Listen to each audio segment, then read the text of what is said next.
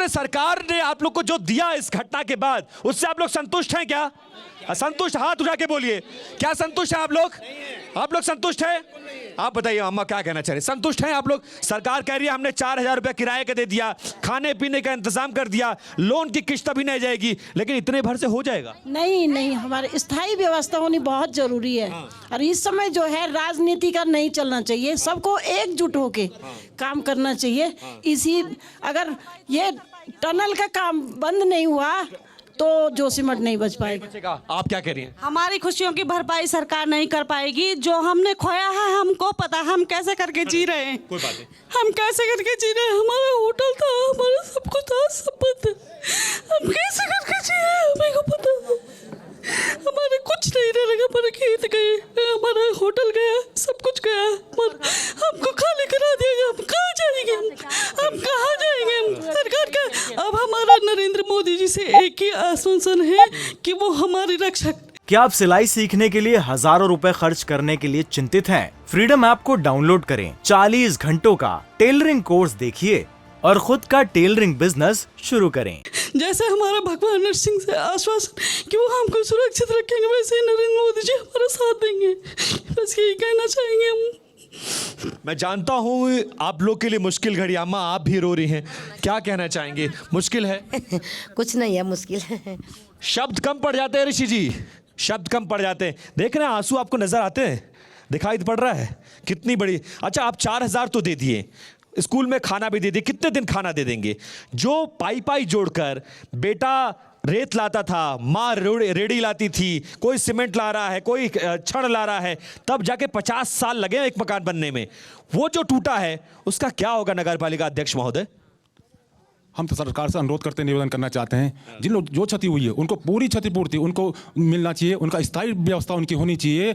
और जो एनटीपीसी जो कंपनी है, जो जोशीमठ के सीख तलहटी में जिसकी 12 किलोमीटर लंबी सुरंग बन रही है, इसके लगभग 6 किलोमीटर सुरंग का काम पूरा हो चुका है। सेलंग से लेकर जोशीमठ के अंतिम छोर पर यह टनल पहुंच चुकी है। उसके नीचे इनकी टीबीएम मशीन, जो टनल बोरिंग मशीन है, कम से कम 200 मीटर लंबी मशीन है वो, तो वो फंसी हुई है 10 वर्षों से। उसके आगे काम नहीं बढ़ पा रहा है। उस मशीन को निकालने का प्रयास कर रहे हैं। उस चक्कर में उन्होंने खुदाई किया ब्लास्ट के अंदर, उससे आज जोशीमठ समाधि का गार पर है। पूरी जिम्मेदारी एनटीपीसी से तय होनी चाहिए, एनटीपीसी पर मुकदमा कायम होना चाहिए। इतने लोगों को बेघर किया है। एनटीपीसी पर मुकदमा कायम होना चाहिए, आपको भी लगता है?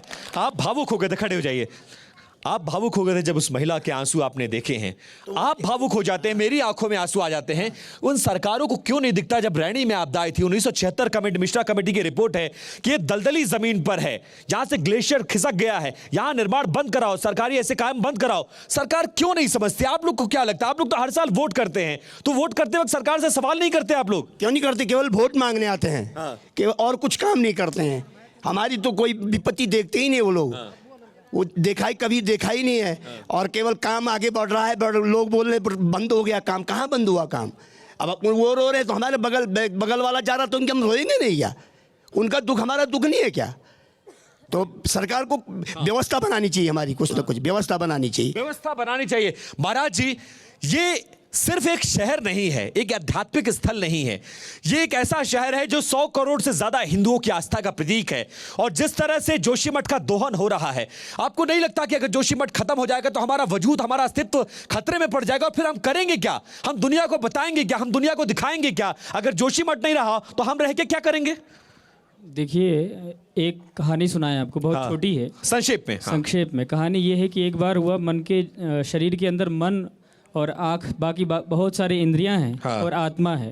तो सभी इंद्रियां निकलने लग गई, फिर भी शरीर का अस्तित्व रहा। आत्मा ने कहा कि हम निकल जाते हैं, तो अस्तित्व ही समाप्त होने की नौबत आ गई। तो हम इसको बता के केवल ये कहना चाहते हैं कि ये जो सनातन धर्मी हैं, 80 करोड़ या जितने भी इनकी संख्या है, ये शरीर है, उसकी आत्मा यदि कहीं बसती है तो ऐसे आध्यात्मिक क्षेत्रों में बसती है। हमारी आत्मा को ही यदि आप समाप्त कर देंगे, जो हमारी प्रतीक है, जैसे आपने मुख को समाप्त कर दिया, बाकी पूरा शरीर रह जाए, मुख ही आपका समाप्त हो जाए, तो फिर वो शरीर किसी काम का नहीं है। वो मस्तिष्क ही ना रहे आपका, आप माइंडली पैरालाइज हो जाएं, आप कुछ बोल ना सकें। तो ये सनातन धर्म के आस्था का केंद्र है, इसका संरक्षण सबसे आवश्यक है, तो इसको बचना जरूरी है। ये इस नहीं रहेगा शहर तो सब के समाप्त साथ हो साथ जाएगा। इस मंदिर का, इसका अस्तित्व, इसका इतिहास बनाने की कोशिश है। मैं जब महिलाओं की तरफ देखता हूं तो भावुक हो जाता हूं। भावुक इसलिए क्योंकि महिलाएं ही घर को चलाती हैं, महिलाएं ही घर को बनाती हैं। और मैं आपकी तरफ देख रहा हूं, आपकी आंखें नम हैं।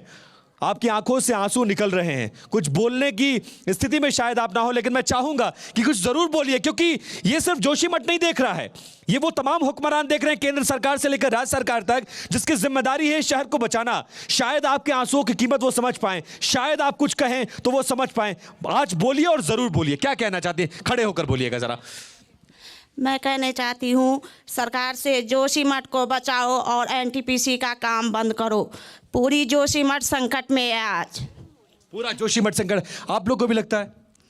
मैं ये कहना चाहती हूँ कि हमारे गांव के कई लोग अभी ऐसे हैं जो कि अपनी दिनचर्या जंगल घास लेने गए हैं, जो गाय के लिए घास लेके आएंगे, फिर शाम को गाय को घास देंगे, दूध निकालेंगे, दूध का व्यापार करेंगे, वो लोग अपना गुजारा कर रहे हैं।